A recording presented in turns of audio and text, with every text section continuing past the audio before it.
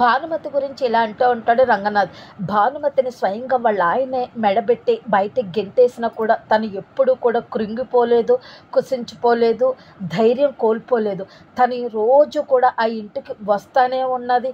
అలాగే ఎలక్షన్లో వాళ్ళ మామని నెగ్గించుకుని వాళ్ళ మామ మనసు అలాగే వాళ్ళ ఆయన మనసు గెలుచుకుని మళ్ళీ తిరిగి ఆ ఇంట్లో అడుగు పెట్టడానికి తను ఎన్నో రకాల ప్రయత్నాలు చేస్తుంది. అదే నాకు భానుమతిలో నచ్చింది. అది కాక తన ధైర్యం నాకు నచ్చింది అని అంటూ ఉంటాడు రంగనాథ్. వెంటనే రంగనాథ్ కూతురు నందిని అంటది, సరే అయితే తను తెచ్చుకుని ఇంట్లో పెట్టుకోండి అనేసి ఉక్రోషంగా అంటది నందిని. అంటే అయితే మీరు క్షమించరా అనేసి అంటది మళ్ళీ నందిని. అంటే క్షమిస్తాను కానీ గుర్తు పెట్టుకుంటాను అని అంటాడు రంగనాథ్. అంటే అప్పుడు వెంటనే ఆగమ్మా నందిని, నువ్వు అలా ఉక్రోషం పడకు, మీ నాన్న గుర్తు పెట్టుకుంటాను అని అన్నారు అంటే తనని ఏదో ఒకటి చేస్తారని అర్థం, సరేనా అని అంటే ఆహా అలాగా ఆంటీ అనేసి అంటూ ఉంటుంది. వెంటనే అప్పుడు చరణ్ అంటాడు, ఎవరో కాదు నేనే చంపేస్తాను దాన్ని ఇప్పుడు నేనే చంపేస్తానని ఊగిపోతూ ఉంటాడు చరణ్. అప్పుడు వెంటనే రంగనాథ్ అంటాడు, మీరెవ్వరూ ఇందులో కలగ చేసుకోవద్దు, నేనే స్వయంగా రంగంలోకి దిగుతాను అని అక్కడ వెంకన్నబాబు ఫోటో ఉంటే ఆ దేవుడు దండం పెట్టుకుని కాల్ చేస్తాడు.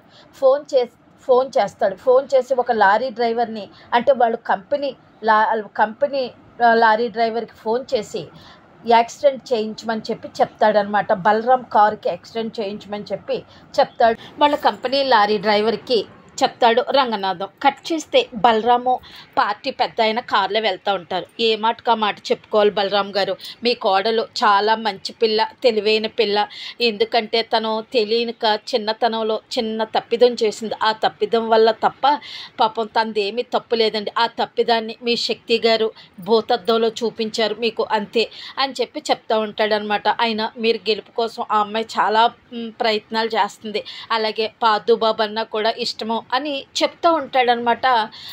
పాపం ఆ పెద్ద ఆయన బలరాంకి. ఆ బలరాం కూడా ఆలోచనలో పడతాడు భానుమతి గురించి. ఈలోపు అక్కడ రంగనాథ్ సెటప్ చేసిన లారీ డ్రైవర్ వచ్చేసి ఈ బలరాం కార్ని డాష్ ఇచ్చేస్తే ఆ యాక్సిడెంట్ అయ్యి కింద పడిపోతాడు. పెద్ద ఆయనకి దెబ్బలు తగలు, కాకపోతే బలరాంకి దెబ్బలు తగిలి రక్తం వస్తూ ఉంటుంది. ఈలోపు బాబు గారు బలరాం గారు లేవండి అని అంటూ ఉంటాడు.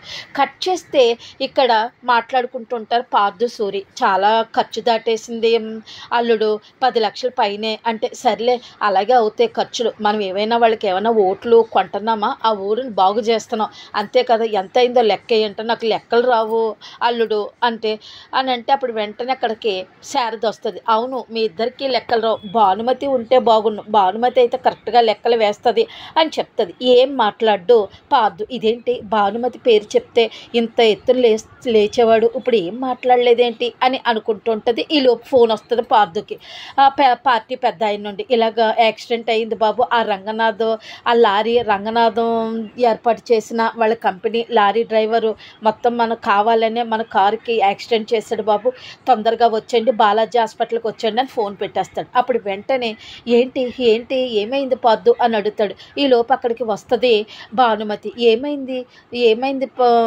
చిన్నోడా అంటది. వెంటనే చెంప మీద కొట్టేస్తాడు, నీ వల్లే ఈ రోజున అని చెప్పేసి. ఏమైందంటే నాన్నకి యాక్సిడెంట్ అయిందంటమ్మా అనేసి, నీ వల్లే ఆ రోజు నువ్వు రంగనాథాలను అవమానించావు కాబట్టే ఈ రోజున నాన్నకి యాక్సిడెంట్ అయింది అని చెప్పి చెంప మీద కొట్టేస్తే చెంప పట్టుకుని అలాగుండిపోయి ఏడుస్తూ ఉంటుంది. ఇంకెప్పుడు ఈ ఛాయలకు రాకు, నువ్వు వచ్చిన తర్వాతే మా జీవితాలు తారుమారైపోయాయి, నువ్వు కానీ ఇక్కడ కానీ హాస్పిటల్ దగ్గర కానీ వచ్చినట్టుంటే నేను ఊరుకోను అని చెప్పేసి బయటికి పక్కకు తోసేసి వీళ్ళంతా వెళ్ళిపోతారు హాస్పిటల్కి. ఈ లోపేమో హాస్పిటల్లో బలరామ్ని అడ్మిట్ చేస్తారు, డాక్టర్స్ ట్రీట్మెంట్ చేస్తారు. అక్కడ శక్తి సాంబవి అందరూ వచ్చేస్తారు.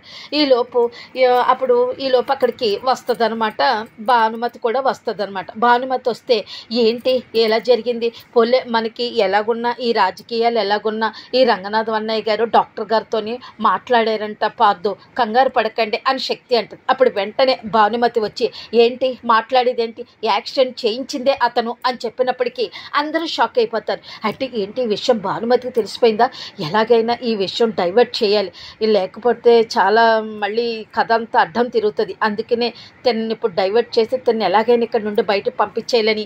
ఏంటి ఏం మాట్లాడుతున్నావు నువ్వు, అయినా నీ పార్థు అని మొదలు పెడుతుంది శక్తి. అయినా నువ్వెందుకు వచ్చావు, నువ్వు వెళ్ళిపో అని చెప్పేసి కేకలేస్తాడు. నీకు ఎన్నిసార్లు చెప్పినా సిగ్గు లేదా అని చెప్పి అని కేకలు వేస్తూ ఉంటాడు. ఈ లోపల డాక్టర్ గారు వస్తారు. డాక్టర్ ఎలాగున్నది అని పార్థు అడుగుతాడు. అంటే నేను చాలా క్రిటికల్గానే ఉంది, ఈ రాత్రి గడిస్తే కానీ ఏమో ఎలా ఉంటుందో నేను చెప్పలేనండి అని చెప్పేసి అక్కడ నుండి వెళ్ళిపోతాడు డాక్టర్. ఈ లోపు వెంటనే అక్కడ ఇద్దరు ఉంటారు, పార్టీ పెద్ద ఆయన ఇంకొక ఆయన ఉంటారు. అయ్య బాబా బలరాం గారికి ప్రమాదమా, ఇప్పుడు పార్టీ పరిస్థితి ఏంటి అని అనుకుంటూ ఉంటారు. అది వినబడి పార్థుకి ఏంటి పార్టీ ఏంటి, అనవసరంగా మీ వల్లే ఈరోజు మా నాన్నకి పరిస్థితి వచ్చింది, మేము ఏమైనా పార్టీ టికెట్ ఇమ్మని మీ చుట్టూ తిరిగామా, మేము ఎలక్షన్లో పోటీ చేస్తామని మీ చుట్టూ తిరిగామా, కావాలని మీరే చేశారు, మా నాన్నకి ఈ పరిస్థితి రావడానికి కారణం మీరే అని చెప్పి ఆ పార్టీ వాళ్ళ మీద కోప్పడిపోతాడు పార్థు. అది అవకాశంగా తీసుకుని శక్తి అంటదనమాట, మనకెందుకు ఈ పార్టీలు ఈ ఎలక్షన్లోని మనకొద్దు పార్థు అని చెప్పి చెప్తుందనమాట.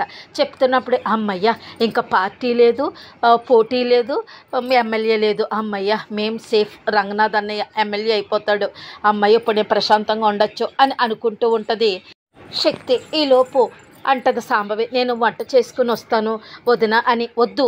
వద్దత్త, మా నాన్న చాలా మంచోడు, అతను ఎవ్వరికి అన్యాయం చేయడు, మా నాన్నకి ఆ భగవంతుడున్నాడు, ఆయన నమ్ముకునే ప్రజలు ఉన్నారు, అందుకే మా నాన్నకి ఏమవ్వదు, నేను సాయంత్రం తీసుకొచ్చేస్తాను ఇంటికి అత్త అనేసి పాపం ఏడుస్తూ అంటాడు పార్థు. కట్ చేస్తే భానుమతి ఏడుస్తూ ఉంటుంది. అది చూసి శక్తి అక్కడికి వచ్చి చిటికీలేస్తుంది. ఏంటే ఏమనుకున్నావు ఈ శక్తి అంటే, నువ్వు నాతో పెట్టుకుంటావా పిల్ల కాకి, నువ్వు నాతో పెట్టుకుంటే నీకు ఇలాంటి పరిస్థితే వస్తుంది అని అంటే అప్పుడు వెంటనే భానుమతి అంటది, ఏంటి చిన్నత్త ఈ యాక్సిడెంట్ అవటంలో నీ పాత్ర కూడా ఉందా చిన్నత్త అన్నప్పటికీ షాక్ అయిపోతుంది శక్తి. ఏంటి ఏం మాట్లాడుతున్నావు నువ్వు అని అంటది. మరి అవును, మరి నీ పరిస్థితి వస్తుంది అని అంటే అన్నావు కదా, అంటే ఈ యాక్సిడెంట్ కారణం నువ్వు మీ అన్నయ్యనా, సరే ఇక మావయ్య లేచి నడవాలి అప్పుడు చెప్తా నీ పని మీ అన్నయ్య రంగనాథ్ పనిని అని వార్నింగ్ ఇచ్చి వెళ్ళిపోతుంది శక్తికి భానుమతి. అంతే.